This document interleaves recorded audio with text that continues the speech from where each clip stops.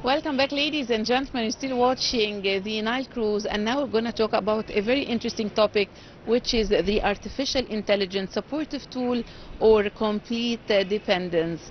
And artificial intelligence has become a defining force of our era, shaping how we live, learn, and work. But as the technology advances, so do the ethical questions surrounding its use. Should AI remain a supportive tool, or are we moving towards a complete dependence? And how we balance innovation with responsibility. And to shed more light on this topic, we are delighted to have with us Dr. Islam Tharwat. He is Professor of Information and Communication Technology. Thank you very much, Doctor, for joining us today. Thank you so much for hosting me. Thank you. Doctor, to begin with, I would like you to ask about how you define artificial intelligence today, and how is it more a supportive tool or a force driving us towards dependence? Well, let's start to give a quick definition for the artificial intelligence. Yes. It's about a new kind of computers. It's not programmatically by giving some instructions to be executed in order, but it's basically kind of machine learning. The main concept of the AI is to train the machine, the computers, according to giving it more data and more information, and try to make them learn from the past experience to predict the future. Yes. So it's kind of computers that can learn from the past experience, and also it has some capabilities to see, to talk with us, to do more interactions with the human. So it's a new generation of computers. Well, could be definitely it will not be a replacement of human, because the human, at the end of the day, they are responsible of using the AI. AI is a very supportive tool that could help us in different aspects and different domains. So definitely the AI is a very supportive tool, and we need to do more practice with it and to find how we could utilize it in a more efficient way. Yes. Dr. Islam, from your perspective, what are the most exciting benefits AI is bringing to education and daily life you experience in the university? The education is very challenging with the AI, because it has a lot of benefits, of course. It can give personalized learning for our students. It can help the teachers to manage large classes. It can give instant feedback for the students. However, the students can use the AI, misusing the AI because they rely on the AI, ChatGPT to do their homework, their assignments. So it's very challenging to balance between the benefits of the AI and how it can empower the students with a lot of knowledge, with a lot of experience. They can ask the Google. For our generation, we used to use Google. We have the verb Google it, because we use Google to find different sources and different research. However, for the kids now and the children now, they are asked ChatGPT directly. I have especially my daughter, why Google it? We just need to ask ChatGPT. In any topic. In any topic. And it's really important. Because and it's really good. It's really good, by the way, because it's well learned and have a lot of experience. And we all ask ChatGPT. We use it. But how to use it properly? How to make your human experience and responsibility about it. It's not just copy-paste the answer from the ChatGPT. You can use ChatGPT as one of the available resources. You can use ChatGPT, you can use DeepSeek, Gemini, and all other languages. However, it's really important to make sure that the outcome of their tools and it's aligned with what you think, what your creativity. It's critical thinking. It's about to find new limits, to reach out using those tools. This is something we need to do in order to enhance our educational system. Yes. Dr. Islam, you just mentioned that it will not replace the humans. But I have a question that some fear that the AI may replace human roles. Do you see the AI as a threat to human jobs, or as a tool to enhance human productivity? We want to talk more about jobs.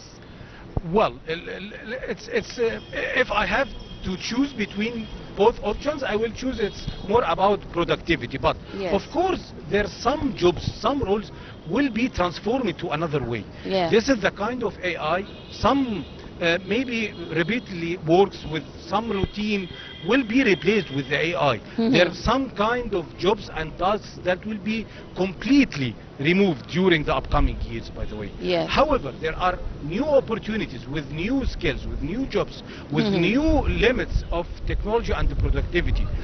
For the time being, we can use the AI to do our regular tasks. We can use it to write some emails, draft some letters, and also ask for some information. However, those kind of tasks need to be more criticized and more advanced way. But some tasks like the graphic design, to generate some text, some videos, those kind of tasks will be maybe transformed in another way. So it will not replace the human, but it could change. It helps the human to do their jobs in a better way, of course. However, some jobs and some roles will be transformed in another way. Yes. Dr. Islam, data privacy is one of the biggest concerns with the AI systems. What measures should individuals and institutions take to protect their information? Data privacy is still a challenge. By the way, Egypt has just launched through its National Artificial Intelligence Council its open source data, because it's a new policy that Egypt launched to be aligned with the era of the AI. AI needs more data and accurate data and structured data to be learned. By the way, it's not only the data, it's the way we use the AI tool, the way we use the machine learning methods and the algorithms. But the data is still important. However, one of the biggest companies around the globe, Google,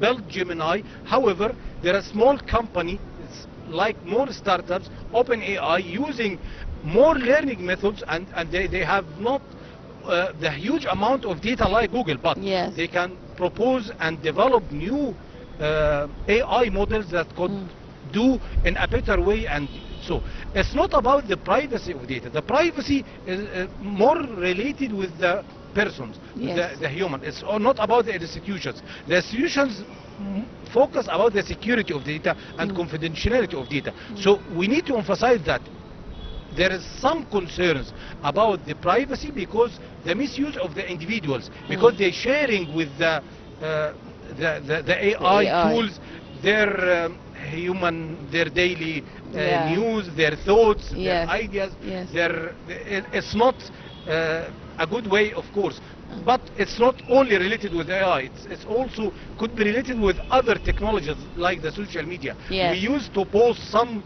I don't know how to say, but it's not the nature of the Egyptian people. Personal information. It's not our personal attitude to share our personal information with others on social media.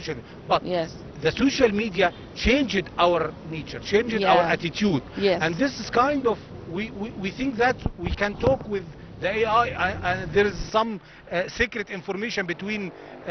No, it's not secret at all, because there are algorithms that could analyze the data, and maybe someday they can use it against you. So it's really important. So be cautious.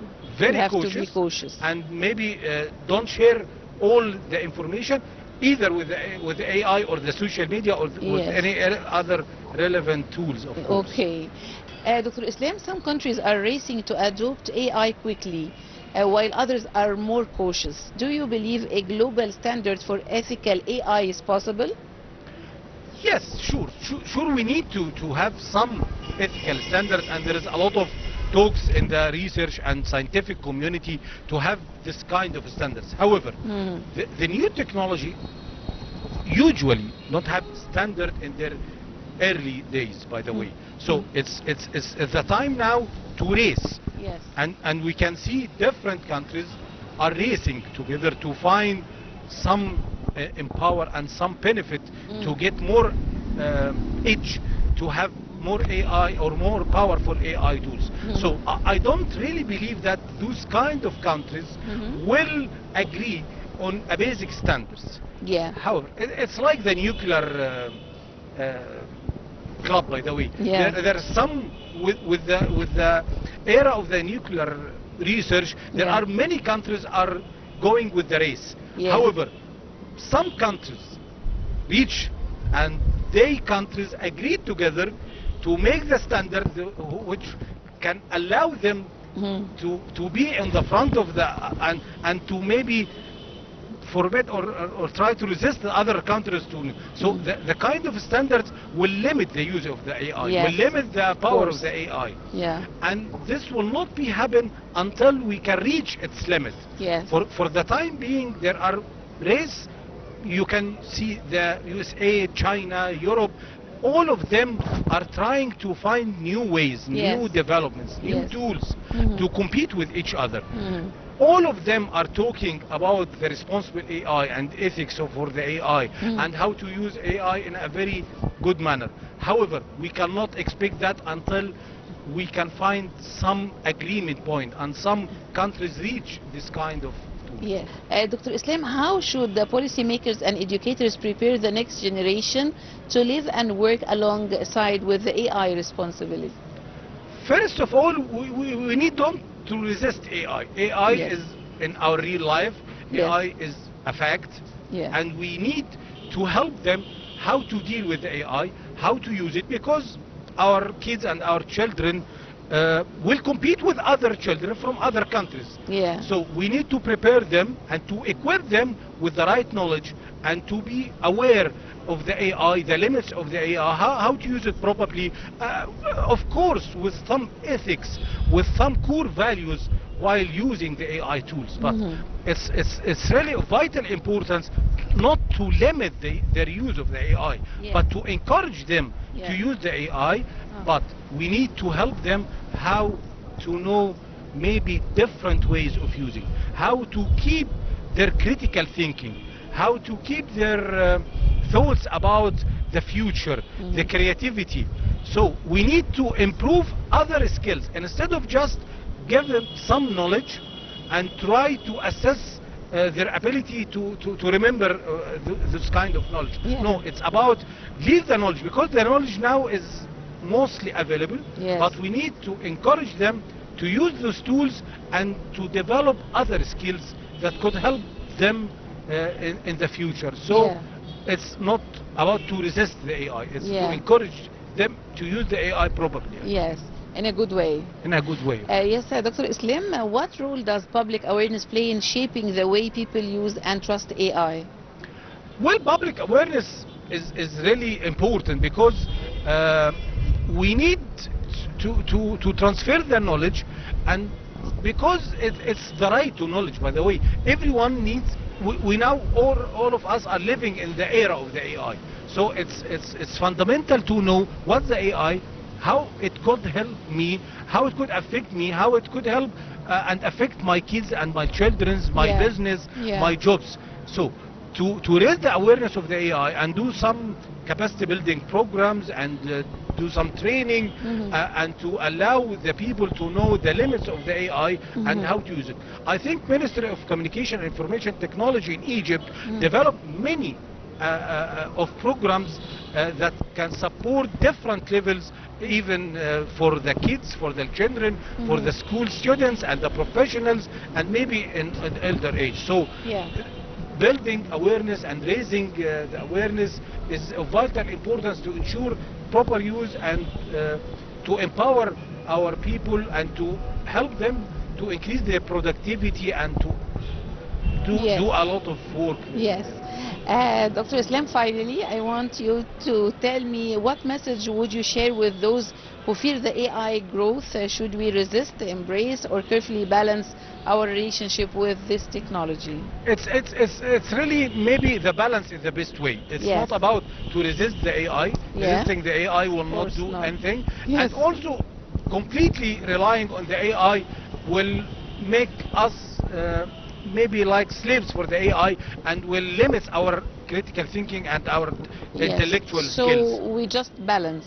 The balance is the most effective way to ensure that we can do a lot of human experience and to do something with our way. However, starting point, getting more information and getting starting thoughts from the AI, and then we can ensure that we put some thinking from the to personalize or customize according to the creativity and to product. Yes, Dr. Islam Tharwat, the Professor of Information and Communication Technology. Thank you very much for joining us today. Thank you so much. Thank you. It's one pleasure. Ladies and gentlemen, stay with us. We have more after the break.